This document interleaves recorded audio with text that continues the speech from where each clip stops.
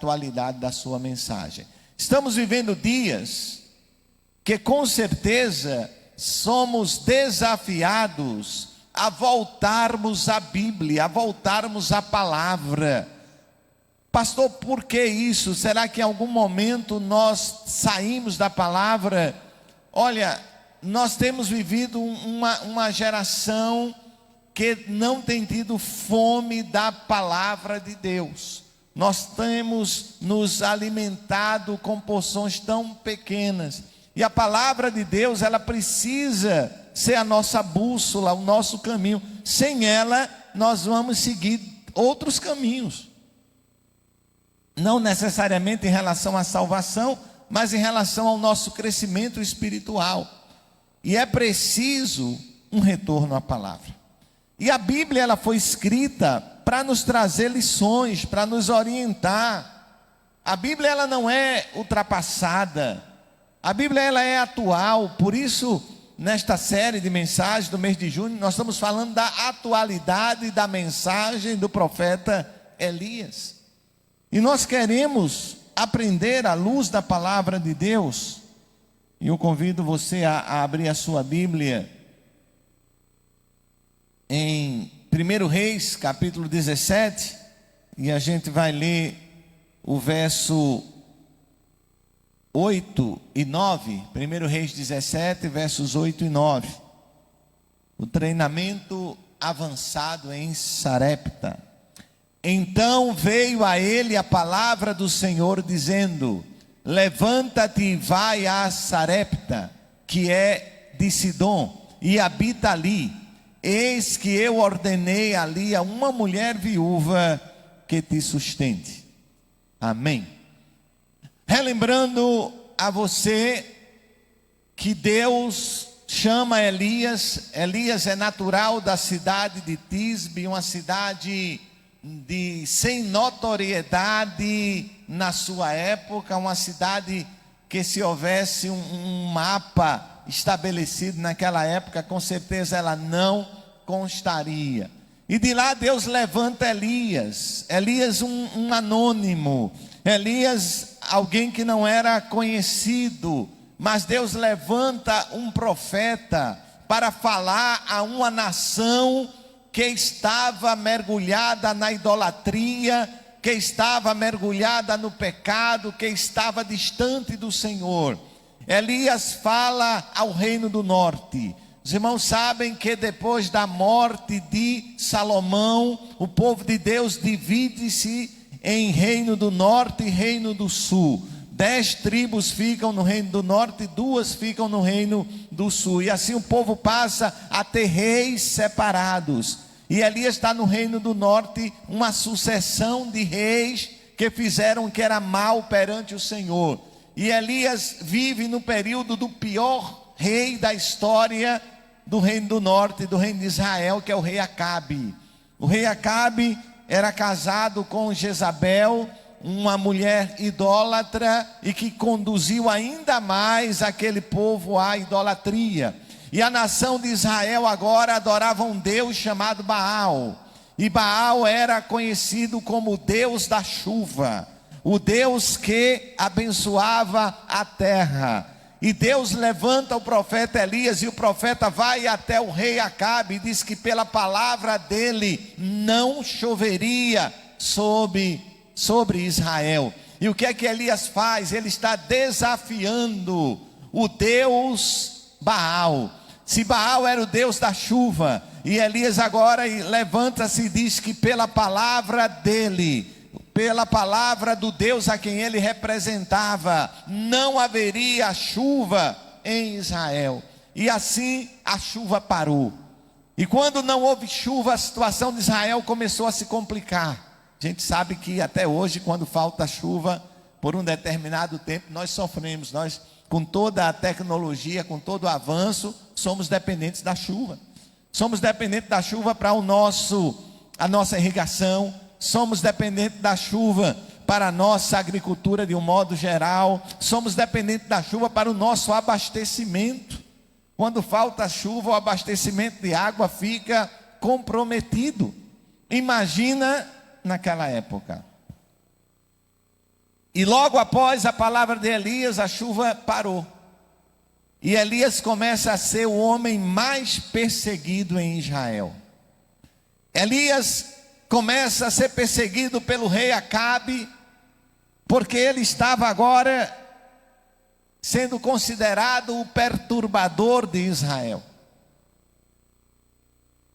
E Elias, nós vimos no domingo passado com a pastora, que depois de Elias ter sido levantado perante aquele rei, Elias ter levado a palavra do Senhor perante aquele rei, nós vimos que agora Deus resolve tirar Elias de cena. Deus resolve tirar Elias dos holofotes. E nós vimos no domingo passado que Deus leva Elias até Querite.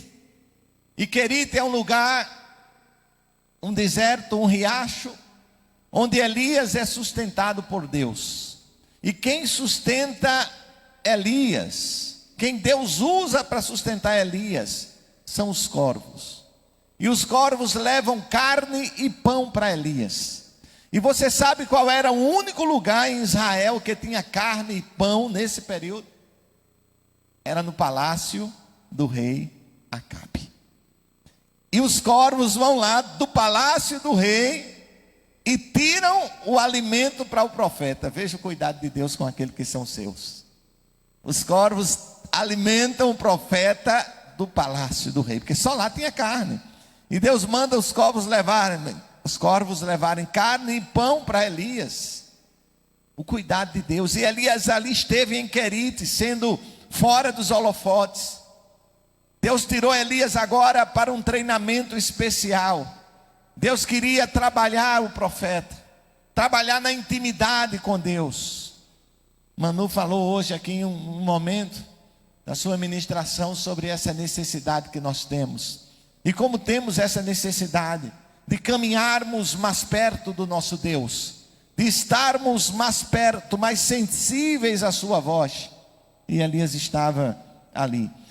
Acontece que aquele momento, num dado momento, o verso de número 7 do capítulo 17 diz: mas passados alguns dias, o ribeiro secou.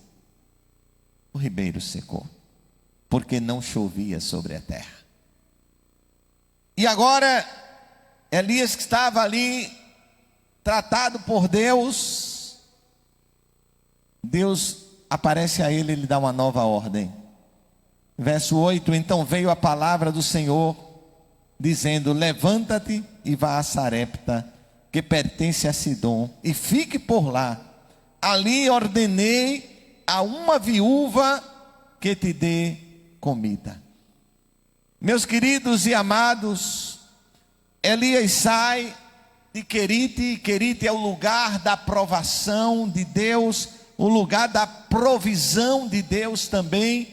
Em Querite, Elias experimenta a provisão de Deus. E como é bom experimentarmos a provisão de Deus. Como é bom experimentarmos Deus como provedor da nossa vida.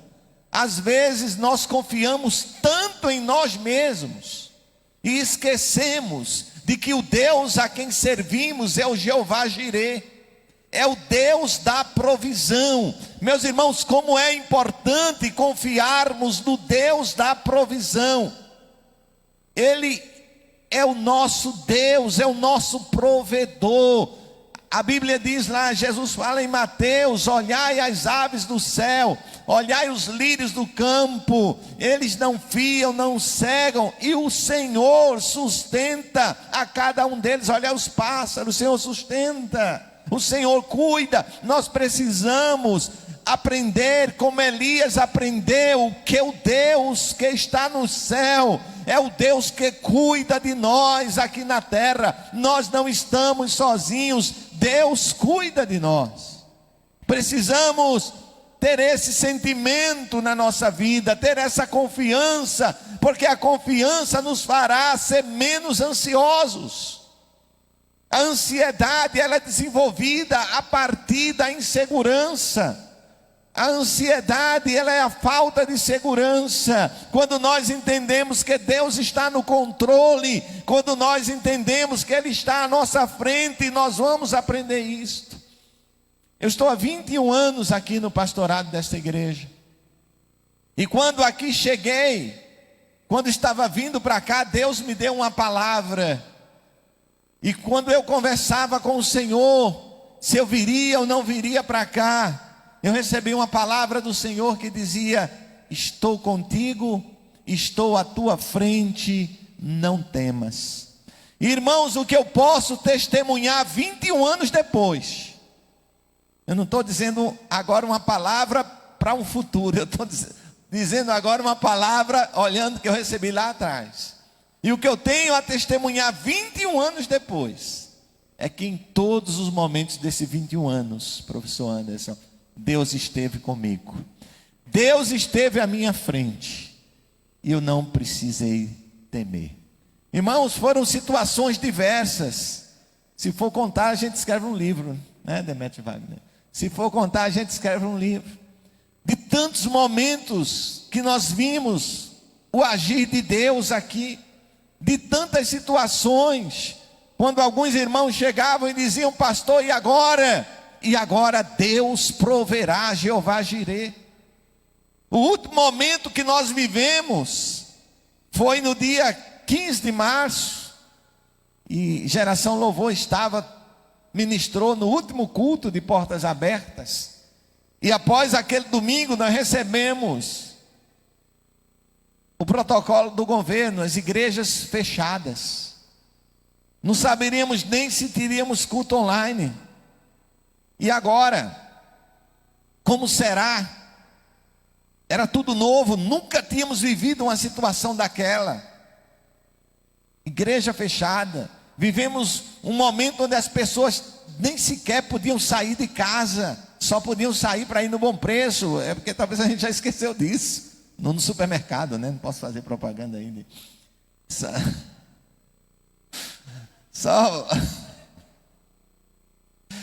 Só podia sair para ir no supermercado, para ir numa farmácia, não podia sair. Vivemos outro momento que tinha a placa do carro do dia de sair. E meu Deus, como será? O que será? E a provisão da igreja, e a provisão, Jeová Jireh. Irmãos, Deus proveu. Deus proveu. Foi nesse momento que nós trocamos essa bancada da igreja.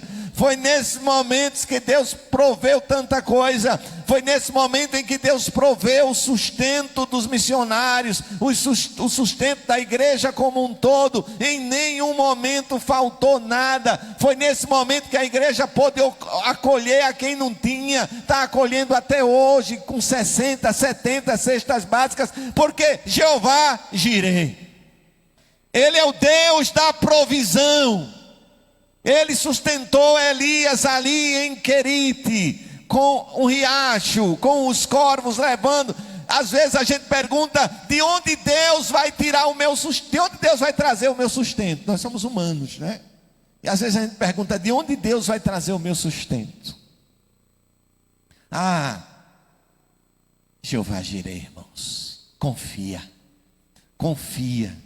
Confia, porque Ele é Deus provedor. Ele levantou os corvos para alimentarem Elias. E agora que o riacho secou, Deus diz a Elias: olha, eu vou te mandar, dispõe-te, levanta e vai para... Levanta-te e vá a Sarepta, que pertence a Sidom, e fique por lá. Ali ordenei a uma viúva que te dê comida. Situação da viúva nessa época não é a situação das viúvas hoje, pelo menos da grande maioria. Não existia INSS, não existia seguro de vida. Quando o marido morria, se a viúva não tivesse filhos para cuidar dela, ela estava numa situação difícil. Se os filhos fossem menores, também estava numa situação difícil. E Deus diz a Elias: eu vou te ordenar uma viúva para te sustentar. Mas sabe, Elias obedece de imediato. Sabe por quê? Porque Elias tinha tido uma experiência com Deus em Querite. Em Querite Deus o sustentou quando havia fome em toda a terra. E meus irmãos, há dificuldade hoje na terra do Brasil. Há dificuldade hoje em meio a muitas pessoas desempregadas. Há dificuldade hoje em meio a muitas lojas fechadas. O que você mais vê quando passa em determinados locais são lojas fechadas. Se você andar hoje pelo centro da cidade, eu tenho andado ultimamente pelo centro, e você vê, é de chorar o que está acontecendo no centro da cidade. Mas em meio a tudo isso, Deus continua sendo Deus. Em meio a tudo isso, Deus continua no controle de toda a situação. Em meio a tudo isso, a provisão do céu continua chegando na tua casa. Em meio a tudo isso, Deus tem sustentado a tua família, sustentado os teus. Em meio a tudo isso, vale a pena ser fiel. E Elias aprendeu isso em Querite. E agora ele vai para Sarepta. E chega em Sarepta, Elias passa por algumas provas. E meus queridos, vale salientar que a palavra Querite, um dos seus significados é moldar. Moldar. Em Querite, Elias foi moldado por Deus. Quantas vezes Deus nos tira para o canto para estarmos sós com Ele, Gabi, para nos moldar. Quantas vezes Deus nos separa assim, com um determinado propósito na nossa vida que Ele quer nos moldar. Não é moldar, é fazer da forma dEle, da forma que Ele entende. E Deus manda Elias para Sarepta. Sarepta, a palavra Sarepta significa fundir, fundição. Fundição tem a ver com calor, com pressão, com derreter, com fazer. Então Deus manda Elias ali agora para fazer um trabalho, para fazer um acabamento nele. E Elias, chegando a Sarepta, ele passa por um teste, chamado teste da primeira impressão. O teste da primeira impressão. Verso 10. Então se levantou e foi a Sarepta. Chegando ao portão da cidade, encontrou uma viúva. Eu imagino aqui que nesse momento que Elias encontra a viúva, ele diz: está dando certo, coisa boa. Deus disse que uma viúva ia me sustentar, e eu chego e já encontro uma viúva. Está tudo bem, mas vamos ver o que segue. A viúva estava apanhando lenha. Ele a chamou e disse: por favor, traga-me um pouco de água numa vasilha para que eu beba.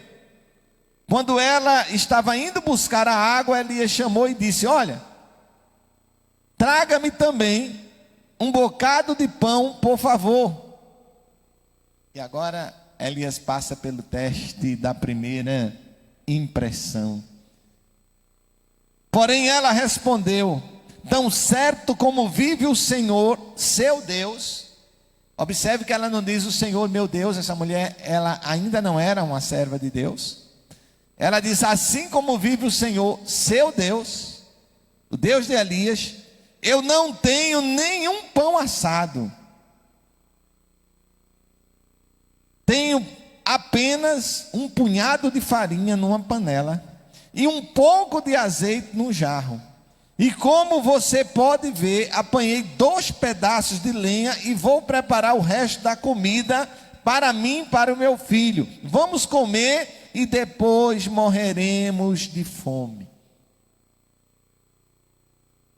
Dizem que a primeira impressão é a que fica. E Elias passa aqui no teste da primeira impressão. Mas, meus queridos e amados, o que acontece aqui? Elias conhecia o Deus da provisão. E ele estava diante de alguém que tinha necessidade. Pastor Antônio, quando você conhece o Deus da provisão, você tem a certeza de partilhá-lo com os outros, porque você já experimentou do que o Deus da provisão pode fazer na tua vida. E Elias tinha essa experiência, ele conhecia Deus, ele sabia do que Deus podia fazer. E diante daquele momento, ele não se entristece. Diante daquele momento, ele não baixa a cabeça. Diante daquele momento, ele entendeu que Deus o havia levado a Sarepta agora para mostrar às pessoas quem era o Deus provedor. E Elias diz no verso 12: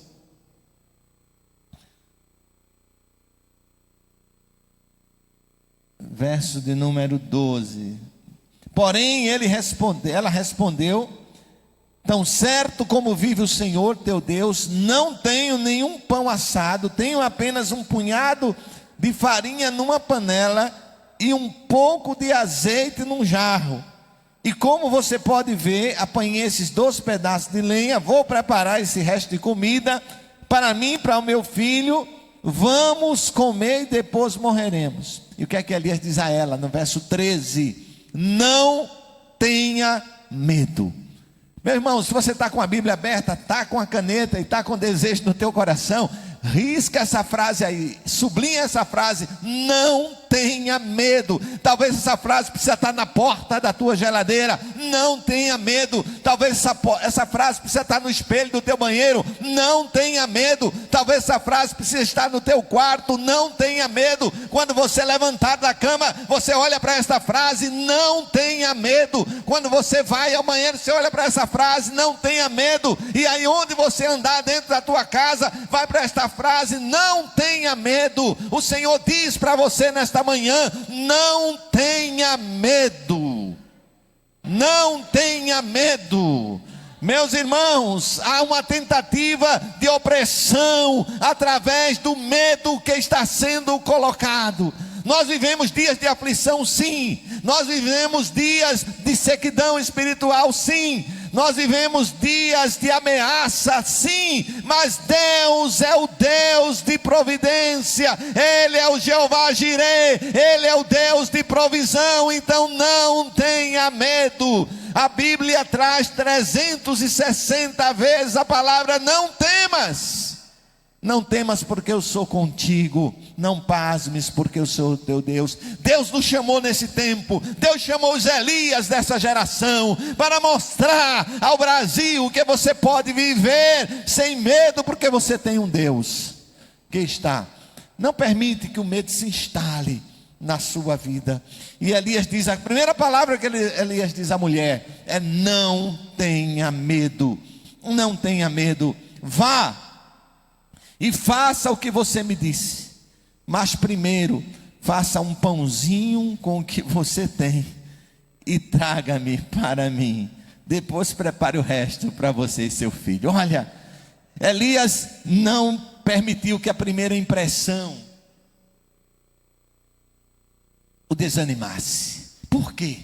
Porque Elias não permitiu que a primeira impressão o desanimasse. Porque ele tinha vindo de Querite. Em Querite ele tinha tido experiência com Deus. Em Querite ele conhecia Deus de perto. Ele sabia que Deus ia agir. E aí, meus queridos amados, vem o segundo teste que Elias enfrenta, que é o teste da responsabilidade física.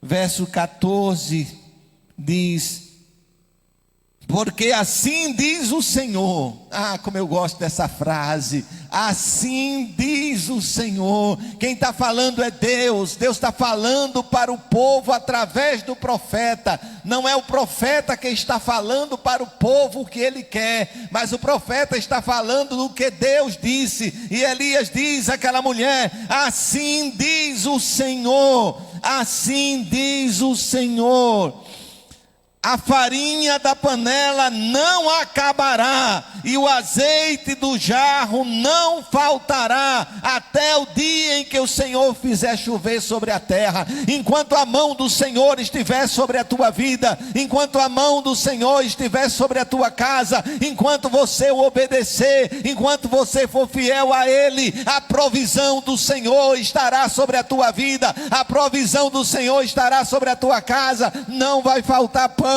não vai faltar azeite, as provisões do Senhor chegarão.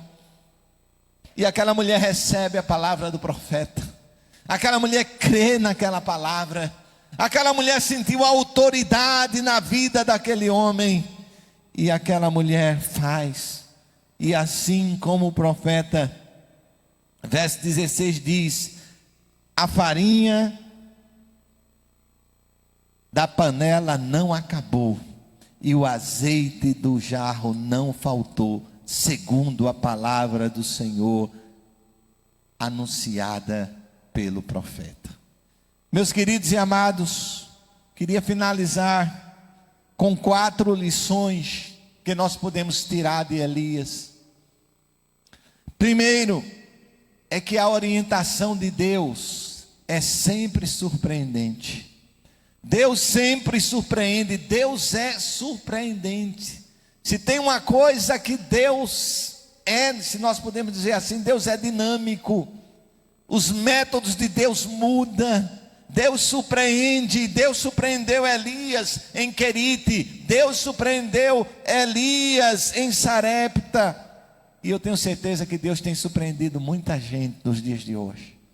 Eu tenho certeza que tem pessoas que já foram surpreendidas por Deus e outras que serão. Segunda coisa, os primeiros dias são os mais difíceis. Não desista.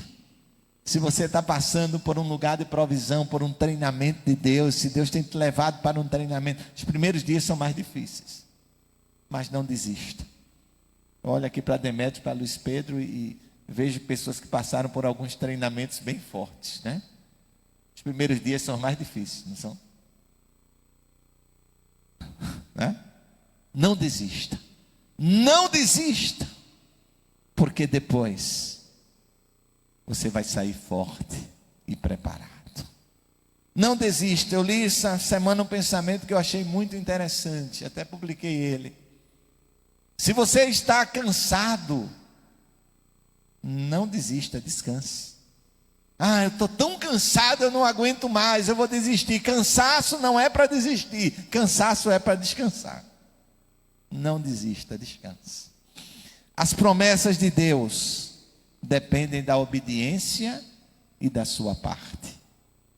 Elias obedeceu e ele viveu o melhor de Deus. Se nós obedecermos ao Senhor, vamos receber o melhor de Deus na sua vida. As provisões de Deus são justas. Agradeça, não reclame.